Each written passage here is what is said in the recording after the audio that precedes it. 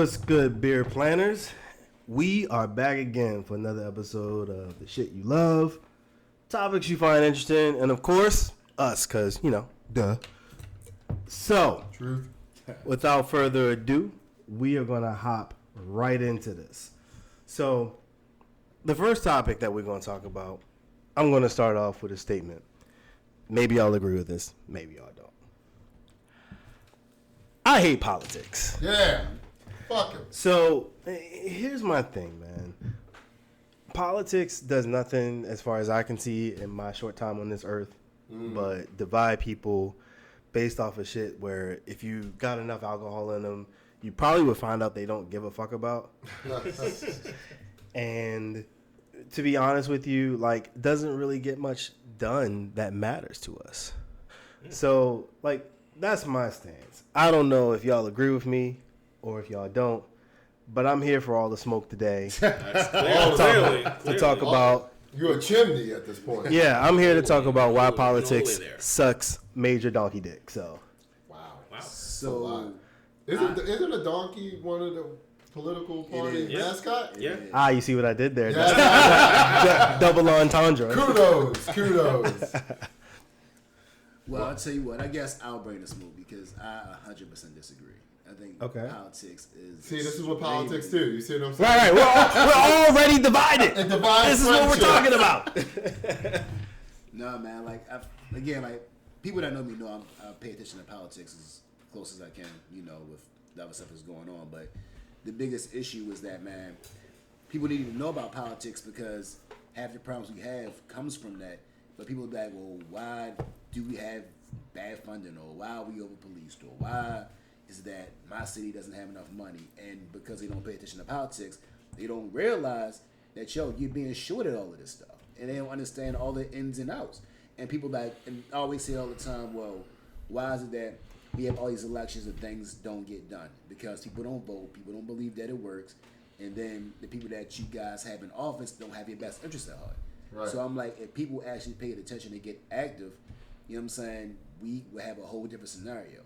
Yeah. But a lot of times you let the wrong people get in office because people don't pay attention, and we in bad situations. You know what I'm saying? Half the time people get in office, they run unopposed, and they don't have the best interest of us at heart. Okay, so I got a question. Who do you vote for when neither option is for the interest that you have? Can I speak on that for a second? Please. Mm-hmm. So South Park had a brilliant episode. I know what you're talking about. I know exactly what you're talking about. Where they had a class election and they wrote in a douche and a turd sandwich. Yeah, I feel like that's always your choices when it comes to politics, except for Barack Obama. And I'm not just saying that because I'm black. I feel like he was a very poised. Now, I don't know Obama from a hole in the wall, you know what I'm saying? But like he gave off the air of being a very poised, intelligent individual who isn't running office just for the sake of power. Trump, excuse me. So I think that the whole politics thing is such a illusion. Like, it's such an illusion that real change is going to be made if this one person gets into office. Now, I'm not saying anything doesn't get done. I've actually had something that impacted my life recently because of politics, because of Biden being in the office. I mean, of course, it wasn't just him being in office, but it was a proposed plan that through Congress came through. Okay. Helped me out. It was they canceled my student loans because I went to ITT Tech, and and they canceled my student loan. Why are you looking at me like that? Because it's so hard for me to get on my soapbox and hate about them not canceling student loans when there's someone in the room who got their student loans canceled. But that's only because in a very odd and strange way, I was blessed to in my blind search of becoming successful, I thought that if I go to this particular place, I would, get the future that I wanted, and it turns out they were a whole shit can of Shasters. Which I remember having that conversation with you. I remember being the one evangelizing almost, like going to college. Right. Because I was like, yo, you got to, this is the way, this is the path and all of that. And it's just like. You're like my Darth Vader. Right, exactly. Come to the dark side, Luke. But it's certain things that politicians can do, but I think that we need to stop relying on politicians to change our lives. That I 1,000% agree with. Can I just add something real quick? You said something real important, like in terms of one person being in office or changing one person. But that's the thing, when you pay attention to politics, you realize it's not just one person. You know what I'm saying? There's no one president, there's no one senator that gets anything done. You know what I'm saying? And the reality of it is, you have to pay attention to the little stuff in the little elections, because those are the ones that are going to make the difference. So when people pay attention to that, it's like, oh, all right, cool. My representative so-and-so, he's in charge of this law. He's in charge of that bill. Like we were just talking about earlier, like off-brand, about the whole abortion thing. You know what I'm saying? Like, yo, those are local people that are doing that. It's not very true. You know what I'm saying? And then the way this stuff works at the time, these bills get voted on. So no matter if you have the best president in the world, if it can't get past the House or if it can't get past the Senate, it's not getting done. All right. But we are the ones that vote for them. You get what I'm saying? So if we don't pay attention to politics and we let that part slide, then we're gonna be in the same. And I think that's there and it's like, why ain't getting done? I agree, and I think one thing I definitely agree with, people pay way more attention to the presidential elections instead of your local elections. 1,000%. The ones in every 2 years, and that's real. In reality, those are the ones that are going to be more impactful to the average, your community of where you live. Just to add to that real quick, my bad, man. No, you're good. But just to add to that, when they passed those voter suppression laws in Georgia, it was done by one politician who signed that bill with his door closed. You know what I'm saying? It wasn't some big, grandiose thing. Right. They bank on you not paying attention so they can pass it. I agree with that, Phil. You know what I'm saying? So it's like, yo, politics are super important. You know what I'm saying? That's how the civil rights stuff came out. Totally. You know what I'm saying? Like, you got to have that pressure, but if people don't pay attention to the politics, you can't apply that pressure because you don't know what's going on. Right. So I do agree 1,000% in the sense that local politics has more of an impact on someone's life than, say, national politics, and to even some extent state politics. But that's a whole nother conversation. I'll say this. So let's talk about a bit as broadly as possible, politics we may know a little bit about, which is politics where we live, and we live in Baltimore City. So here's some supporting data. Approximately 90% of registered voters in Baltimore City are registered Democrat. Of the 90% that are registered voters, that accounts for about 25% of the total adult population in Baltimore City. So you're talking about a situation where politics has such a critical impact on one's life, local politics that is. How do you invoke change in such a one-sided space such as Baltimore, where the primary Democratic election is the de facto general election? And I'll add the caveat to that Maryland is a closed primary state, which means that you have to be registered in that party in order to even vote in that primary. So now we'll say this, in Maryland it's pretty easy. All you do is go online and change your party to whichever side you want to vote for in their primary. Cool, fine. But at the same time, how do we even begin to reconcile something like that when we're conceding that local politics is so important to our everyday lives? So you asking in terms of the voting part of it, not so much the voting part, but more so because I don't know that we have a voter suppression issue in our personal area, but in our personal area, there may be a lack of new and different ideas because here's the thing: if everyone if 9 out of 10 people are Democrat. And I'm not saying Republicans are the bastion of hope and change or anything like that by any stretch. But if 9 out of 10 people are Democrat, then there's going to be the same script we work off of, right? Well, I mean, with that, especially within Baltimore, you have Republicans that run. The problem is the stuff that they run off of doesn't work for us. Do we know that? I mean, I mean, for me, I'll put this. Everybody, I can't say we. I'll say me. You know what I'm saying? I'll speak on my behalf. the ideas that they come across, like you can't do a tough on crime standpoint when you can't even get your own police force straight. If your police got issues and they got corruption issues, how are you going to get tough on crime? You know what I'm saying? True. And going into, oh yeah, nobody's, and me personally, again, like I'm not for, I'm all for giving the police money, but making sure that they know what they're doing with it and they're using it in the right way. A lot of Republicans come off as, I'm tough on crime, take funding away, because I want to make sure that our taxes are lowered. And if that's not what the city needs, then people don't vote for that. But someone might say, to play devil's advocate, and I'm going to concede right here that it sounds like I have like the biggest MAGA hat on right now. But this is just, I'm just right, exactly. This is just, but this is just for the sake of conversation. This is really bit what it really boils down to. It's really it's more nuanced. Yeah, it's just for the sake of conversation. But like someone may say, well, hey, when I look at crime data, under Martin O'Malley, the murder rate actually went down during those quote unquote tough on crime eras. And when we brought in the likes of, say, SRB, Stephanie Rollins Blake, and Brandon Scott, who is currently mayor, crime rate actually went up. The best hair of any mayor I've ever seen. True, and the best shape up. Does he have Steve Harvey's former does. barber? But anyway, like so some may argue that, and so.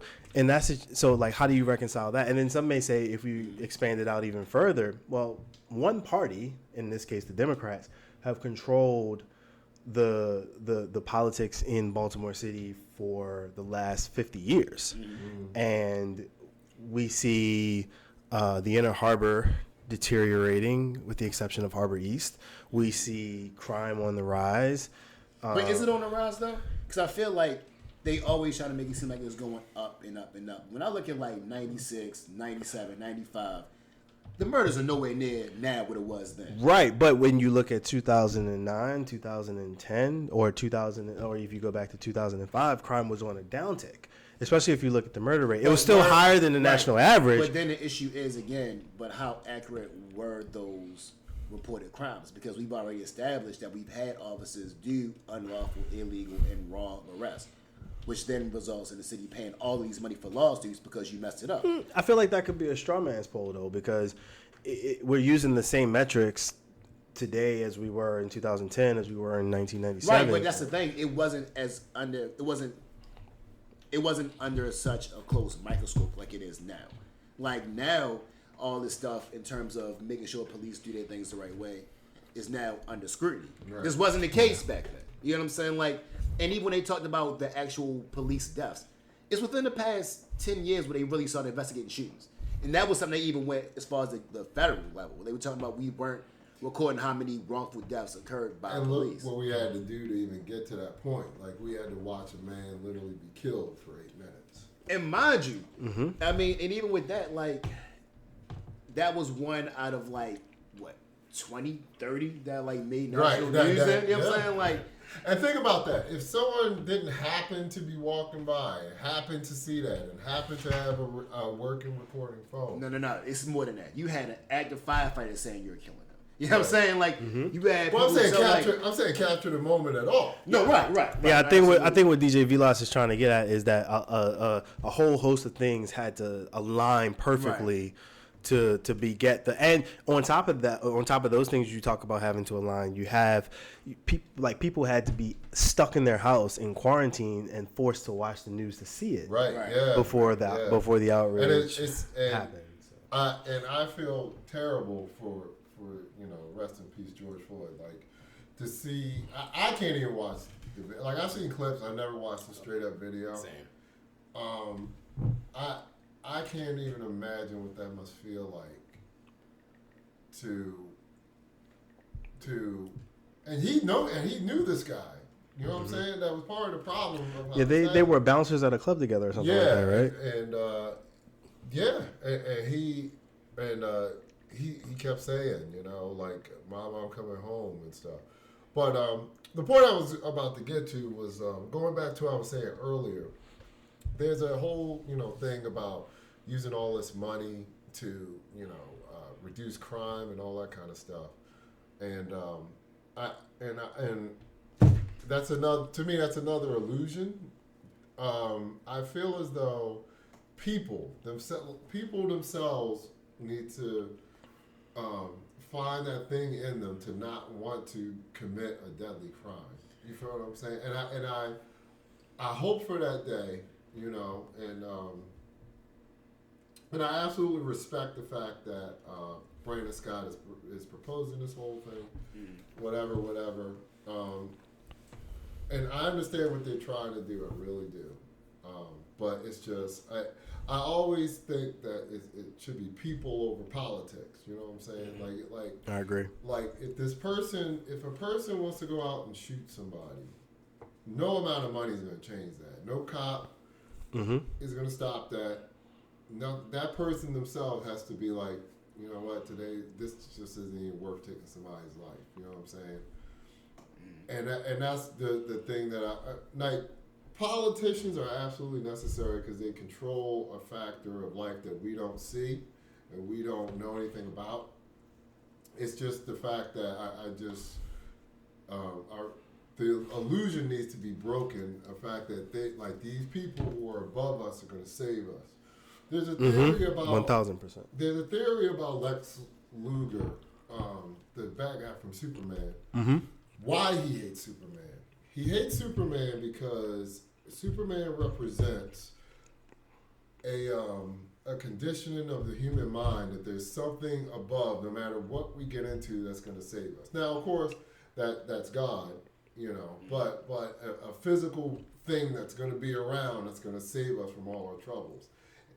If you know that that's around, you'll never evolve. You'll stay a baby mentally for the rest of your life, and you'll never it's no different than if you know that welfare is going to be out there and you know that you can easily access it. Now, of course, welfare is absolutely necessary, but if you feel as though that's always going to be there, you'll only strive so much in life. You'll only do but so many things in life because you know that that's a safety net for you. See, I don't know, man. I think that's kind of a false narrative people push out. Not saying you. You know what I'm saying? I'm talking about, like, more so, especially when I see the news.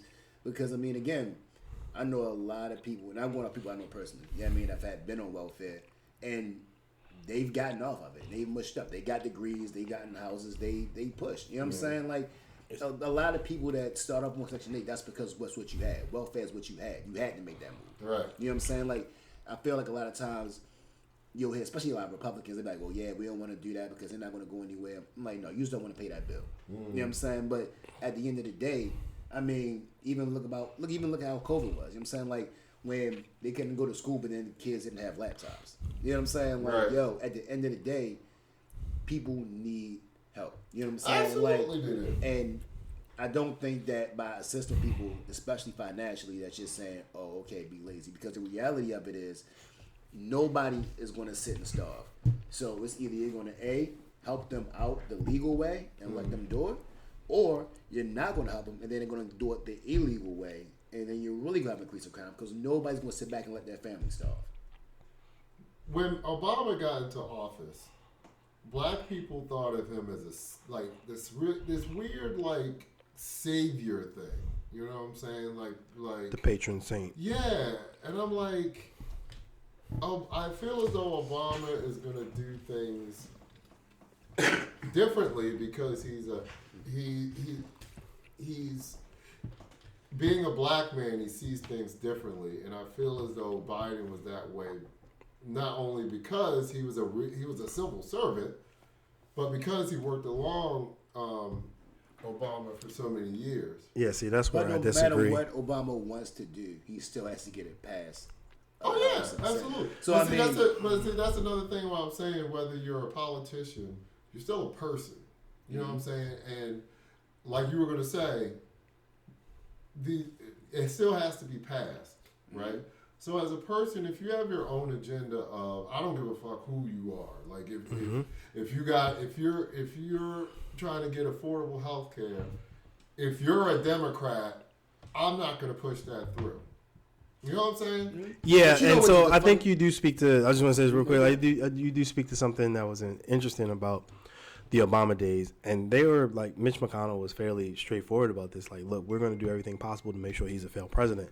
It had nothing to do with whether the policies or the politics made sense. And they're still doing that now, though. It had You know what I'm saying? right, Like, and so I don't know. And going to the humanizing part, I don't know that a Mitch McConnell, or who I affectionately call Turtle Face. I hate that man. That would go on record. I hate that man with every bone in my body. I don't know that the Mitch McConnells and the other like rank and file Republicans knew that this would become the stance for the next, era of politics in at the federal level. But essentially what wound up happening is exactly that. Now you have this thing where when Republicans aren't in power, when Democrats have the majority, how narrow it may be, we do everything possible to make sure that Democrats aren't successful. Then we can run on how unsuccessful they were. We get in power, and then when they get in power, then they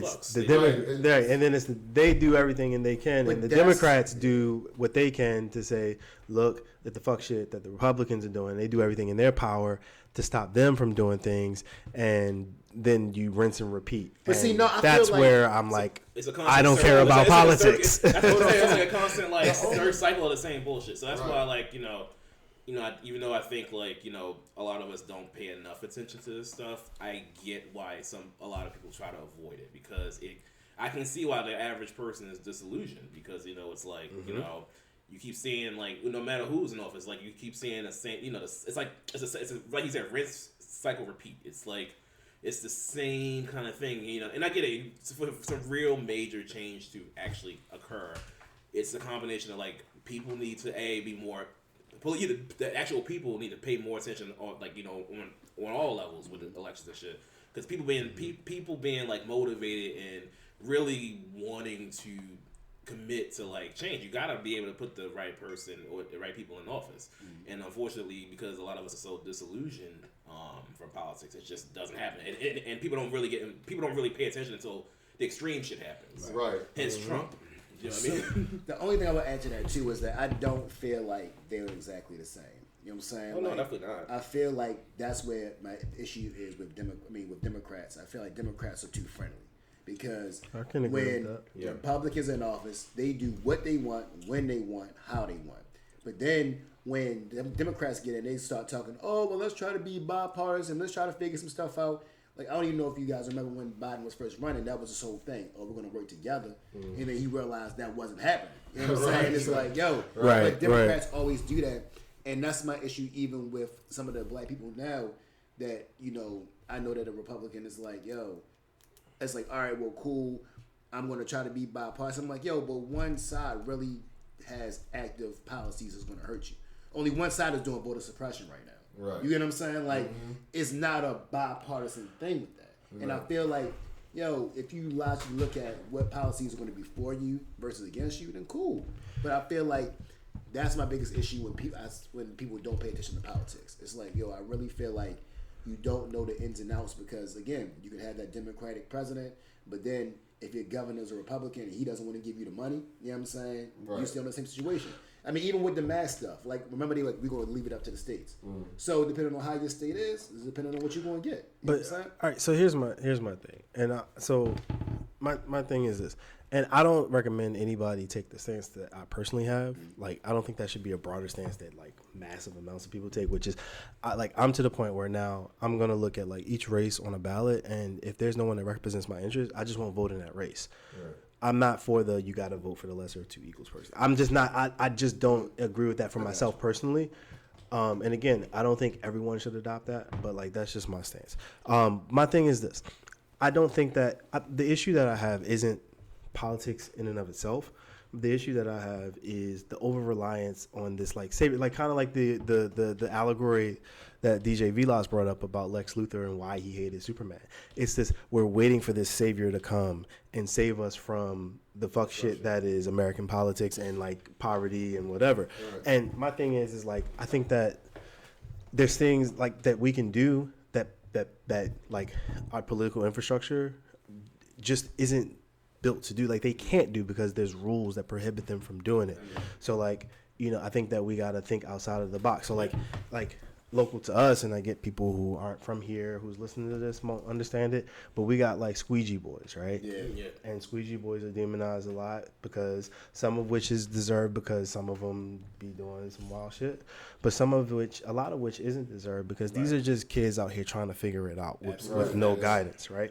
And so like one of the things we could do is we could maybe we like take people like that like are amongst us that understand things like how to invest in the stock market or how to invest in general. I won't say in the stock market, but how to invest in general.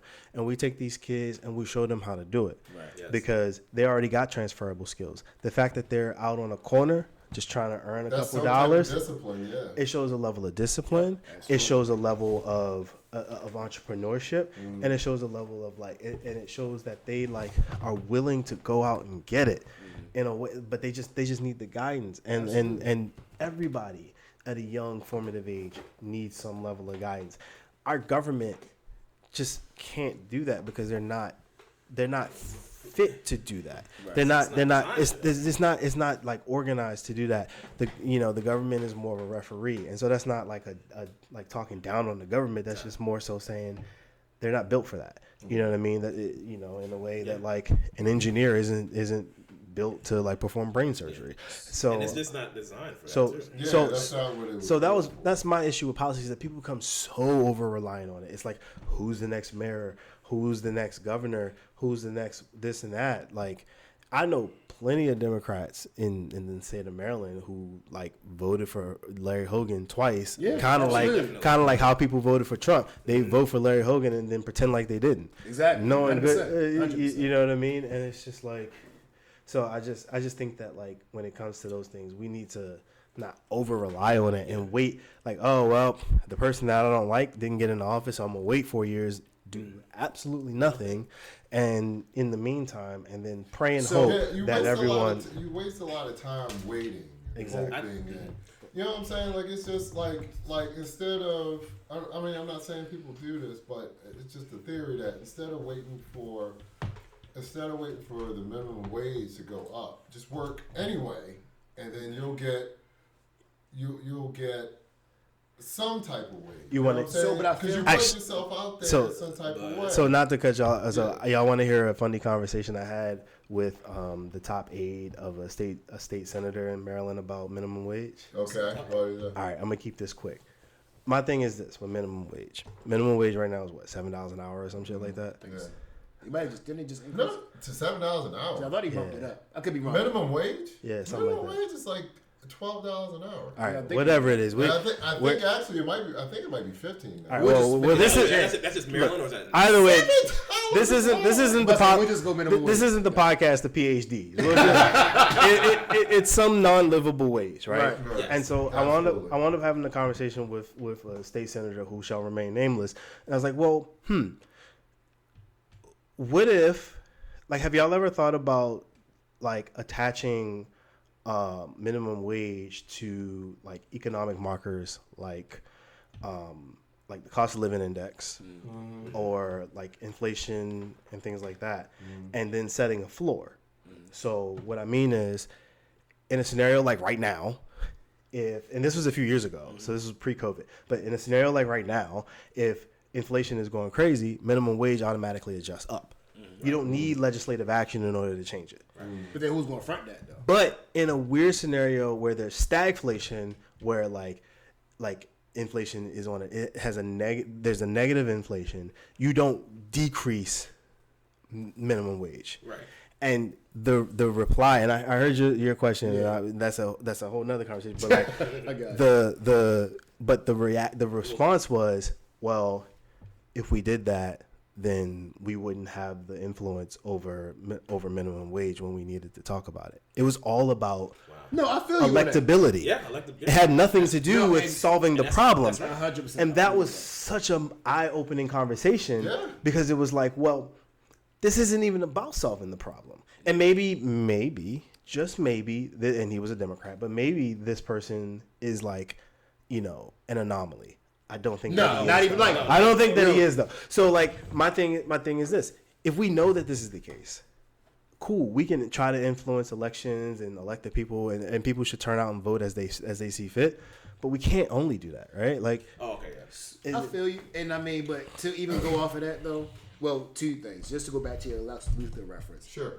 Yeah, he hated Superman, but he was also fucking up the city. You know what I'm saying? And Right, my thing right, with true, that- true, true. That's and the very reason- true. That's very true. You shocked me. You shocked me.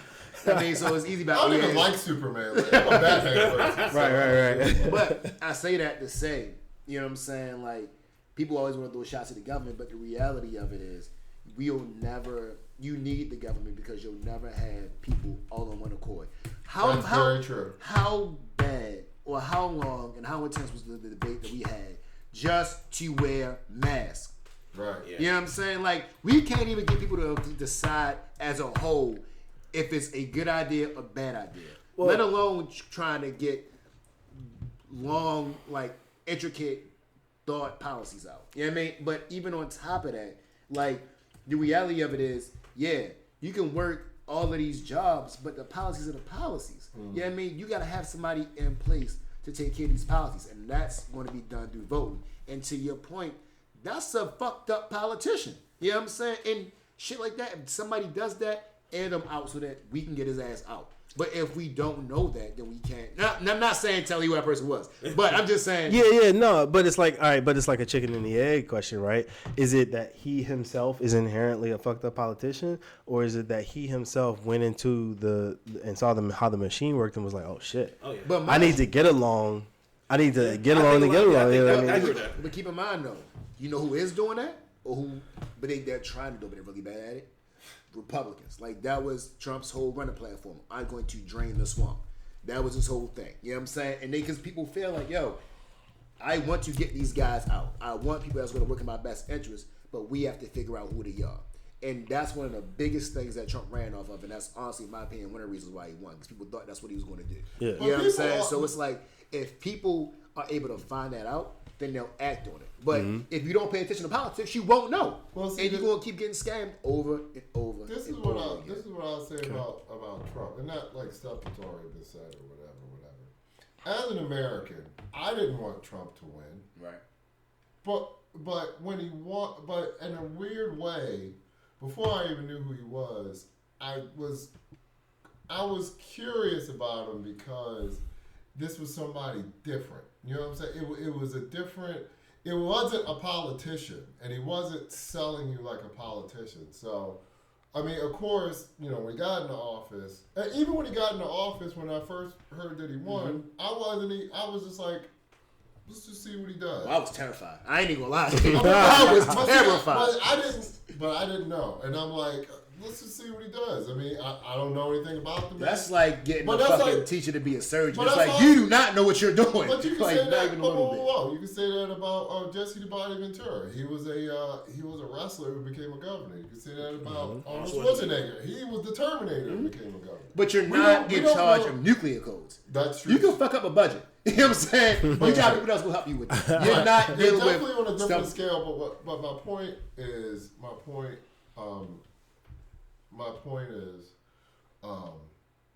just talking about Trump. I think a lot of people just got sick of Status this. quo. Yeah, it's just because it's I the agree. same thing over and over and over again. But that's because we don't vote them out and we don't pay attention. Well, I'm just saying that it's the same thing we've experienced since we've been born. When you want to get elected, you go around everybody. You want to shake everybody's hand. You're going to do all this stuff for us. You're going to do everything. Yeah, You make celebrate. all these false promises, and then nothing gets done. And then it's accepted that nothing. So, prime example, we'll choose Obama, right? With his healthcare plan, right? He was like, yo, I want to get affordable healthcare. That's my goal. That's what I'm going to do, right? So, everybody voted for that, right? Well, everybody voted for him. He got in there, actively tried to get this shit done. But then what happened? The Senate like, nah, Chad, we ain't letting that slide. Or we have to make it a version that benefits us for it to slide. You know what I'm saying? So, again, we put him in office, but we didn't vote for all these people that's going to be under him. So then we run into the same problem, but then people turn around and be like, oh, why is it still the same situation? Because we didn't do shit to fix the problem. You know what I'm saying? So it's like, yo, if you don't do anything to fix the problem, you don't pay attention, then you're going to keep getting scammed and you're not going to know. It's like signing a bad contract. Yeah, you can sit back and be like, yo, well, I don't have any money, but if you don't do the work to figure out what's in your contract, you're gonna keep getting scammed That's over true. and over and over. Well, it sounds like you're talking about student loans. But see, that's why I'm always more about is people over politics. You brought up mask earlier, right? Mm-hmm. When we said nobody knows what's right, but as an individual person, you'd be like, I'm gonna wear a mask. This, whatever politician it is, they have to decide. They have to do what's. Cause I'm all for mask. I'm all for masks. Right. This politician has to be like, or whoever's in charge. We're in a pandemic. I don't know anything. I'm speaking as a person now. I don't know shit about pandemics. I'm not a fucking doctor or whatever. Right. If it is statistically proven that masks can stop the spread of anything. If you even look at the history of pandemics in the world, look at Japan. Look at what's that? Chernobyl. Mm-hmm. Look at all that stuff. They wore face coverings. Mm-hmm. You know what I'm saying? Mm-hmm. That person has to do their due diligence, to do research, and just decide that, hey, we should wear a mask. And then another person would be like, you know what? I want to protect myself.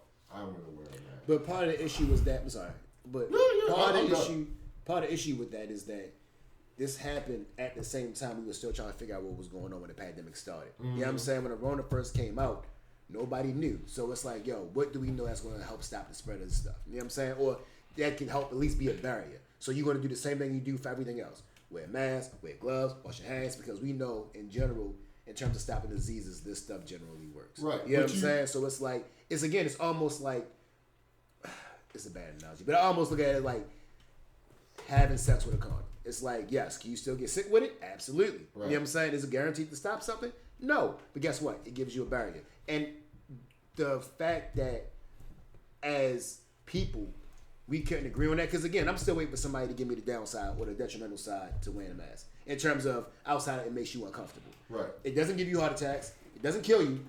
So the fact that we had to have this whole... Some of them are quite stylish. Right. Well, mine didn't match my outfits. No.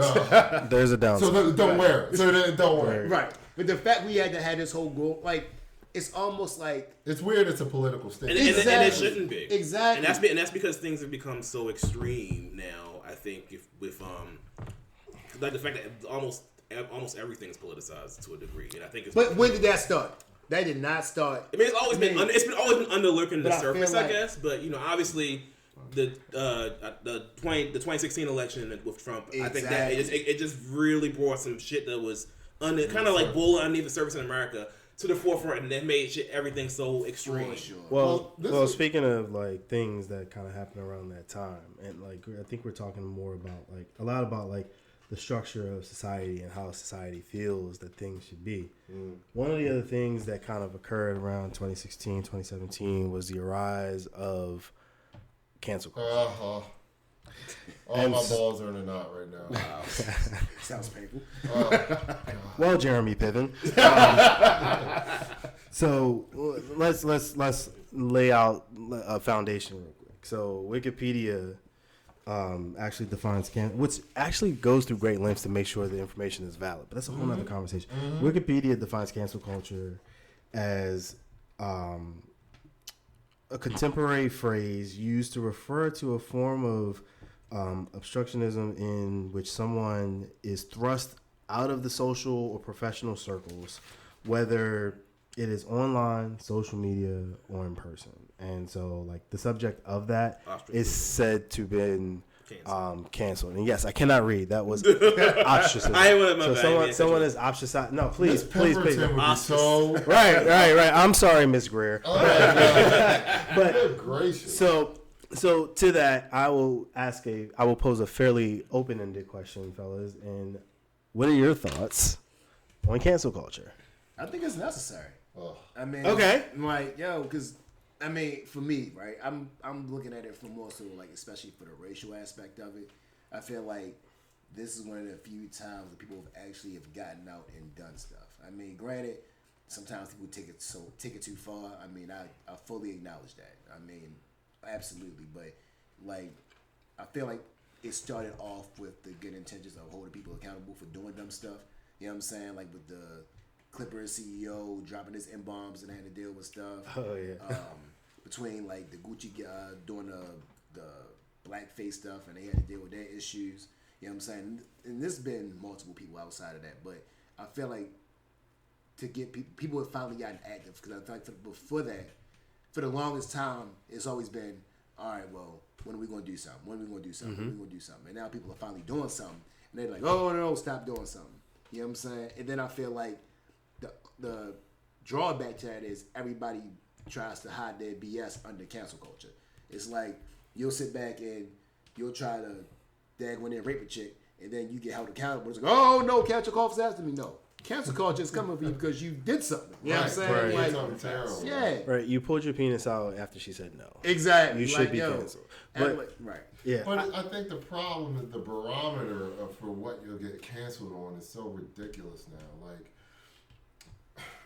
I've always said that I guess cancel culture in its own way is necessary, but necessary to like the example you gave. Bill Cosby should never be what's the word, celebrated again, Right. ever, because while he has done great things as far as the movement of African American comedy, entertainment, and the culture, behind all of that, he was a serial rapist. So when you find out the guy's a serial rapist, that really does erase all of his accomplishments because what do you do? That was that same question. I knew where you were going with that. What do you do with Thomas Jefferson then? Or half the presidents for that matter. I mean, like, I didn't mean to step on your point. No, it's fine. I think that's different just because he's dead. You know but he what I'm saying? but he had some slaves and he was touching some kids. No, so I mean, I understand. allegedly. No, I understand that, but I think it's a different thing because he's dead. You know what I'm saying? And he can't. And But we're still celebrating him, he can't be held accountable for what he's done, as opposed to somebody like Bill Cosby who's still alive. So do you still celebrate him though? That's the thing. Right, You you know what I'm can saying? delete Like, it. How do you define I celebrating? don't know. That's I don't know. So I think that, like, to me, I think there's some good that has been like that quote unquote cancel culture has been brought. And to be fair, I think the term cancel culture is just a catch-all for. Yes, it's just another label. Yeah, there's all sorts of nuances within it, like the women being placed in a situation where, you know, they either did or felt like they had to do wild shit in order to advance in their career or not have a career at all. Like, that's not a choice, right?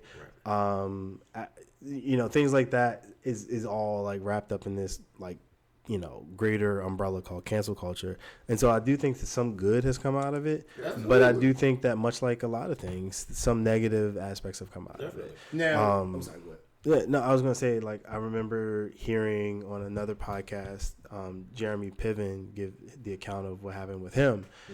You know, and my brain is a little hazy on what happened with him, but he just kind of got caught up in, you know, the tsunami that was happening at the time, like or even Aziz Ansari.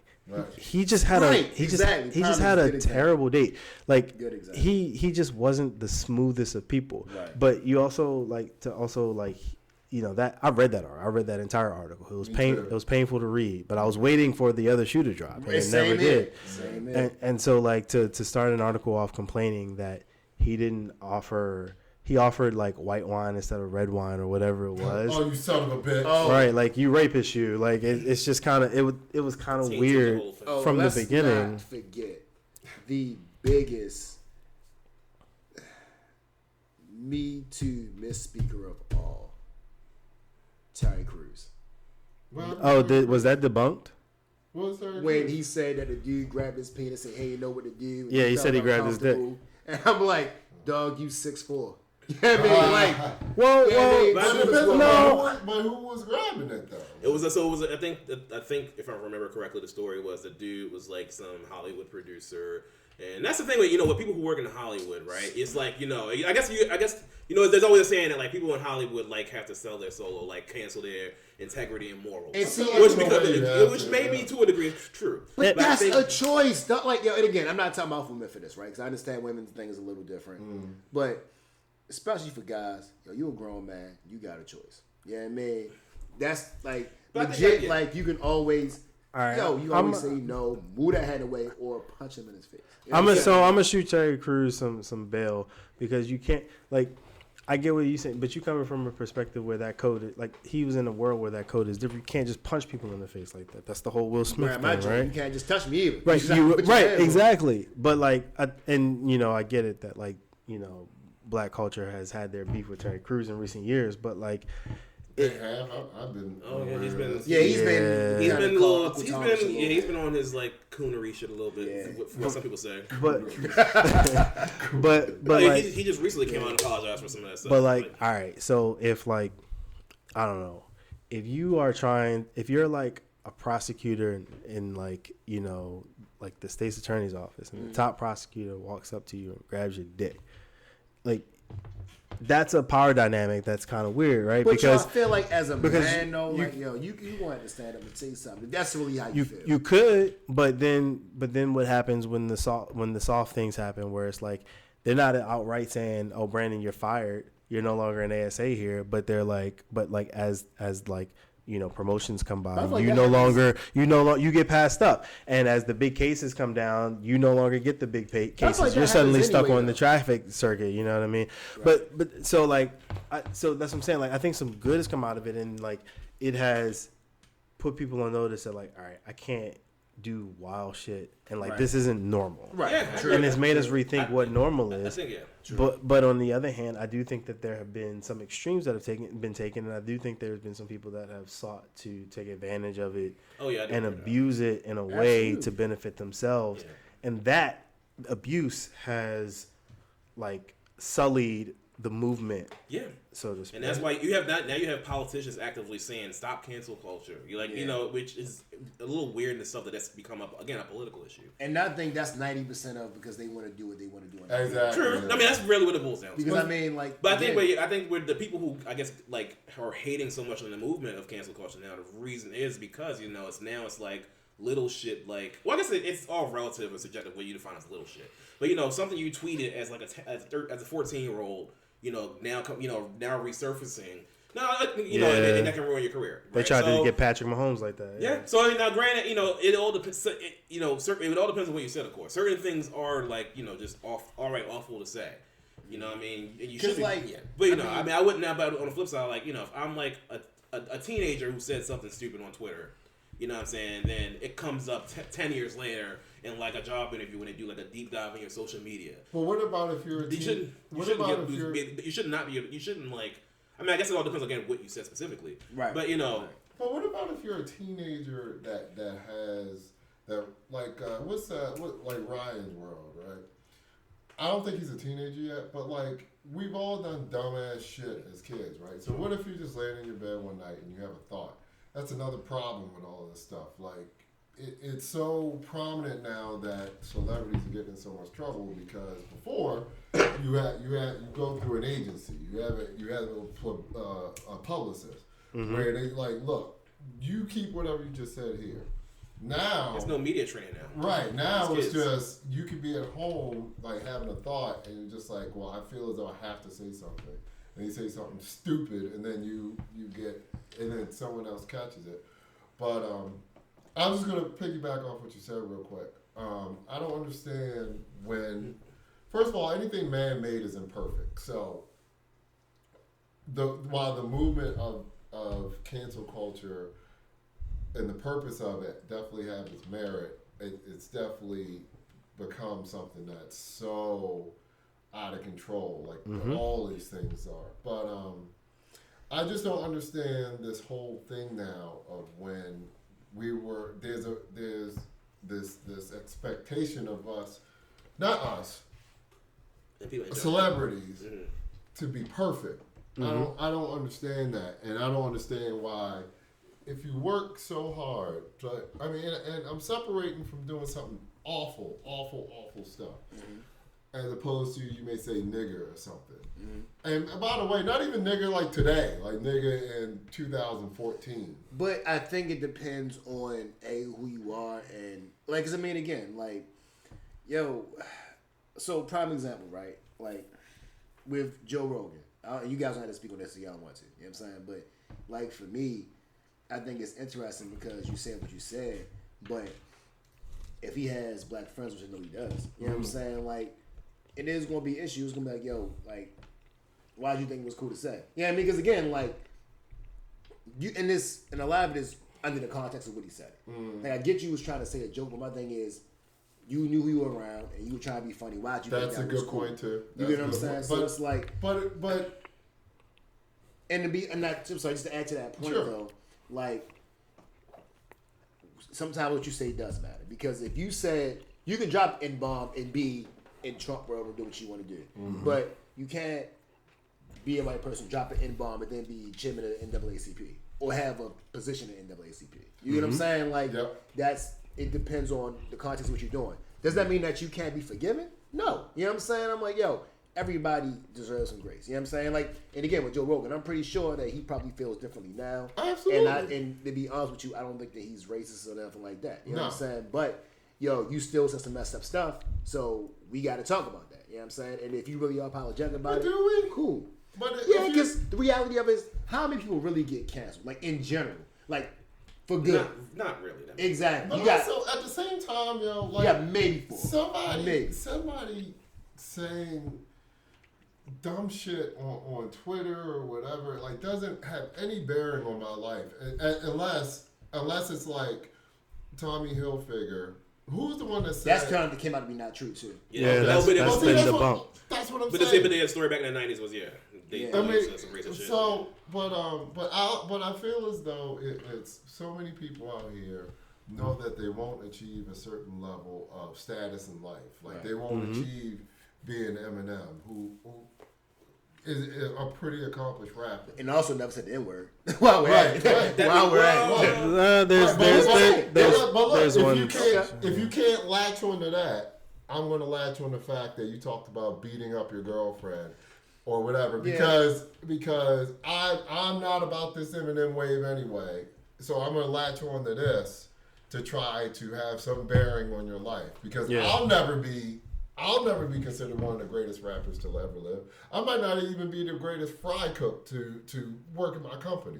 But if I know that I have some impact by making some stupid ass video, which is of terrible quality anyway, that I know that I have some influence on the fact that I feel this way and how I feel is going to impact your career, I have some validity in my life that I matter to you. But I think everybody is going to agree with you that you do have haters. You know what I'm saying? Of like, course. I mean, but I think that is a little different, but it kind of can tie into that. Because, I mean, I see how they can go together. You know what I'm saying? Like, you can have somebody that hates and then use cancel culture to have that go on.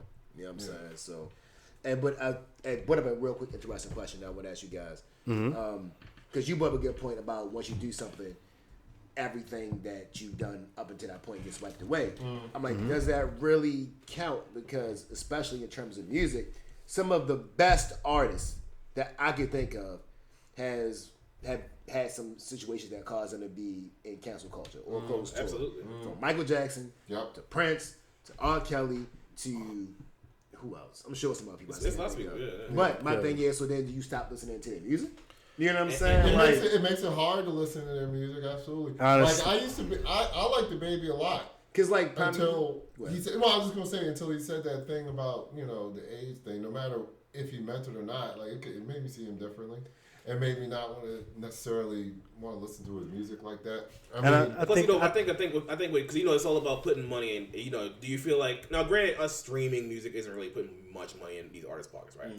But I think that's what it all stems from. Like that's the people who I guess argue on the flip side. Like, how can you still listen to this person because you're still supporting them? You're still downloading their song, let's streaming their song, viewing their video on YouTube. You know what I mean? So even though it's a minute kind of, I guess, support, I guess the whole thing is if someone's like truly done something that you what your moral code are, because everybody's moral code is different. Yeah, true. So so whatever morals that you have, if somebody you listen to, or if you're a fan of an author or you're a fan of this actor, you love their work, and you find out they've done something absolutely terrible, like I guess the argument is, how can you, in whether it's big or small, how you still support this person but say you don't like what they did? Right. Yeah, I understand that. I think that like the moral of the story is it comes down to like the dynamics of what it is that if you're gonna continue to consume someone's art based off of that or whatever, or choose to like not do it based off of like that, like that's just human nature, like. Yeah. And that's not to diminish the fuck shit that some people have done, like Roman Polanski and R. Kelly and all of that. Mm-hmm. But that's just more so to say that like it's more complex than we like to admit that it is. Yes. Like, do you cancel? Like, for example, like one of my favorite rappers, Jay-Z, has a bar in Hard Knock Life where he talks about like, we don't we don't own blocks, we borrow them, burn them down, and you can have it back, daddy. Yeah. Like, he's literally talking about going into, a black community, essentially taking that block, selling off what you got to sell off, profiting from it, and then leaving it damaged. Like, do you cancel them for that? Probably not, because it's just art. Like, but if that's his reality. So I'll give you one better than that in terms of complexity to me. Like, Triple H at one point asked for a video where he used blackface. You know what I'm saying? Oh yeah. It was The Rock. That was classic. Right. That's what I'm saying. But it was in the gimmick of wrestling. So now, do we cancel him for that? You know what I'm saying? It's like that whole crew. Exactly. The whole crew. Yeah. Like, Ms. R. Henry. Right, and they definitely use black tropes, like like and I remember being a kid and laughing at it. Exactly. I think it was funny. And then when you grow up and you're like, wait a minute, that was kind of. I don't know. I watched it recently and still laughed at it. But that's what I'm saying. I didn't get mad when I saw it. You know what I'm saying? Yeah. I thought it was funny. So it's like, but do you cancel that? You know what I'm saying? Like, but maybe we're being influenced to be upset about this stuff too. Like, you know what I'm saying? Like, good point. Like, you're right. We weren't mad about it then. So we're all being Will Smith.